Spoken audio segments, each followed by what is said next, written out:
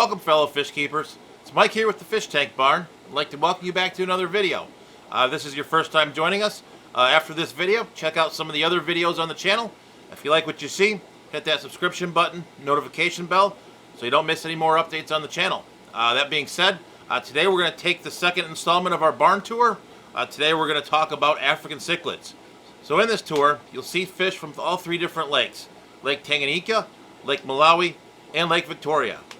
So I do just want to give you a few basic facts about African cichlids before we get started. First of all, African cichlids generally require very hard water. The water here in Michigan is definitely hard. Basically, the water here is Lake Malawi. So definitely Michigan's a great place to have an African cichlid tank. Water here is fairly hard already. So basically really great water here for African cichlids. So then from a filtration perspective, I do run primarily either sumps or hang-on back filters. Try to keep it simple here in the fish tank barn. So that being said, let's go ahead and get started with the tour. Alright, so we're now looking at my Pseudotropheus Interuptus Chemullu. These guys are in a 40-gallon breeder. These are an Mbuna species from Lake Malawi. They are quite aggressive, so I do keep them in their own tank. Alright, as you'll see in a lot of my tanks, you will see a lot of Vallisneria. So I've actually had pretty good luck with planting Vallisneria and African cichlids. Most of them tend not to eat it. However, I do occasionally get some that do. The one that I really have had problems with eating it were some Pundamilia Nyererei. Those definitely did not like the plants and would dig them out. But in general, I've had pretty good luck with Vallisneria and African cichlids. Another plant you could try as well as hornwort. Sexing these fish is pretty easy. The males will be a blue color. The females will be yellow. So definitely a pretty easy fish to sex. These are maternal mouth brooders, and they will breed like your typical Mbuna species, with the females holding for about 3 weeks or so, and then spitting out the fry. These fish have made an appearance in quite a few of the breeding vlog videos that I've done, so we'll go ahead and put a card up here in the top, so if you want to check those out, go ahead and do so. This is a species I've enjoyed having in the barn for sure. Well, the next tank we come to is the 125-gallon tank below it. This tank is more of a display style tank, but we do produce quite a few fish out of here. Alright, the two main species in this tank are the Pseudotropheus Acei, which are the bluest purple fish with the yellow tails. They are quite a large Mbuna species. They have been pretty well mannered in this tank. The second species you'll see in here are the Labidochromis Caeruleus, which is the yellow lab cichlid, which is also a pretty mild mannered Mbuna. So these are both maternal mouth brooders, similar to the Interuptus that we talked about earlier. So you will also see in here a OB peacock as well as a blue sapphire peacock, and they tend to behave pretty well in here as well. So I don't have a lot of aggression issues in here or anything like that. So planted wise for this tank, as you'll see in a lot of the tanks, there is the Vallisneria. These guys kind of pick at it a little bit, but they don't really do much damage to it. It does help a lot with the filtration in this tank. This is definitely one of my favorite tanks for a couple of reasons. One, it does produce quite a few fry for me, as well it does look pretty good as well. So let's go ahead on to the next one.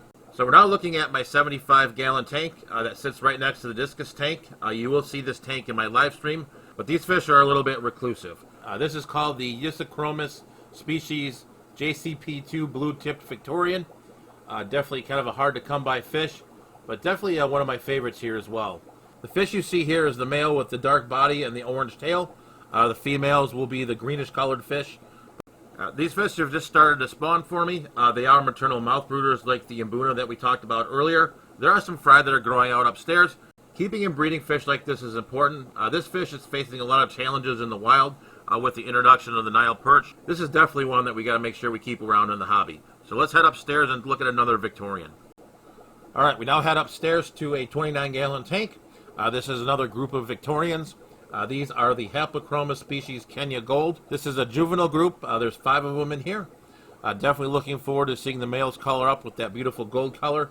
If you look these fish up on Google, they're quite stunning. So this is definitely a species I'm looking forward to growing up and breeding out in the fish tank barn. Give it a few months or so, we should start seeing some good color on these guys.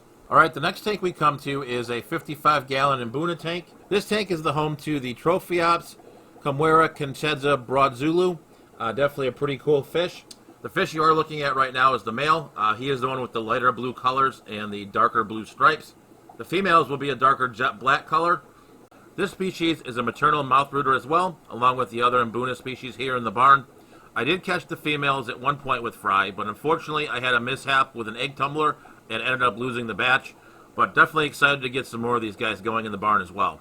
Now I come to my shell dwellers. These are the Neolamprologus Brevis Sunspot. You guys have seen these before on the channel. The female is the larger fish, with the male being the smaller fish.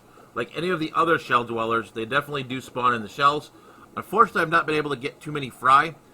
The one time I did get fry from them, I actually moved them out of the tank and put them in a different tank, and then ended up with fry from that. So definitely there's some more plans in the works to get some more shell dwellers here in the barn. So let's go ahead and talk about the fry. So this is a 20-gallon tank right now. You can see one of the couple Pundamilia Nyererei fry in here.